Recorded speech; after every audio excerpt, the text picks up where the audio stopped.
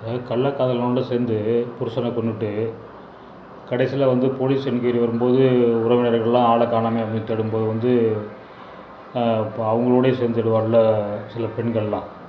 அந்த மாதிரி தான் இருக்குது இப்போ மத்திய அரசோட நிலைமை.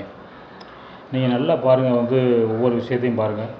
இந்த தீவிரவாத தாக்குதலோ அல்லது வந்து வேறு ஏதோ அசம்பாவிதம் நடக்கும்போதெல்லாம் பார்த்திங்கன்னா ஏதாவது மத்திய அரசுக்கு வந்து ஏதோ ஒரு பிரச்சனை இருக்கும். இந்த புல்வாமா தாக்குதலுங்க, பகல்காம் தாக்குதல் எடுத்துக்கோங்க. இந்த மாதிரி சொல்லி அடிக்கிட்டு போயிட்டே இருக்கலாம். ஏன்னா வந்து இந்த ஓட்சோரி, இந்த இவிஎம்மு, அப்புறம் வந்து இந்த வாக்கு திருட்டு, அப்புறம் இந்த மாதிரி ஒவ்வொரு பிரச்சனைகள் ஏதாவது ஒரு வரும்போது இந்த மாதிரி சம்பவங்கள்லாம் நடக்குது.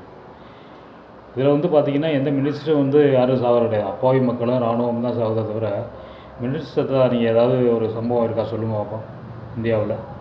அப்படிலாம் எதுவும் கிடையாது. அதனால் எனக்கு என்னமோ இந்த மாதிரி இதில் ஒரு ஐயப்பாடு, என்னடா இந்த நேரத்துலையும் போய் அரசியல் பேசுகிறீ அப்படின்னு நீங்கள் சொல்கிறது வந்து கேட்குது. இருந்தாலும் வந்து நமக்கு சந்தேகமாக தான் இருக்குது. எல்லா மக்களுக்கும் சந்தேகமாக தான் இருக்குது. வெளியில் யாரும் சொல்கிறது கிடையாது. இப்போ எஸ்ஐஆர் இதை மறக்கடிக்கணும், இந்த ஓட்சோரியை மறக்கடிக்கணுமோ அப்படிங்கிற மாதிரி தோணுது எனக்கு. நீங்கள் எல்லாம் ஒவ்வொரு சம்பவத்தையும் கோர்வையாக கோர்த்து பாருங்கள். கொஞ்சம் தேடினீங்கன்னா உங்களுக்கு வந்து விடை கிடைக்கும். இருந்தாலும் வந்து இந்த சம்பவத்தில் இறந்து போன அப்பாவி மக்களுக்காக நம்ம வந்து ஆழ்ந்த இரங்கலை தெரிவிச்சுக்குவோம். உண்மையிலேயே இது வந்து தீவிரவாத தாக்குதல் தானே, வன்மையாக கண்டிக்கத்தக்கது.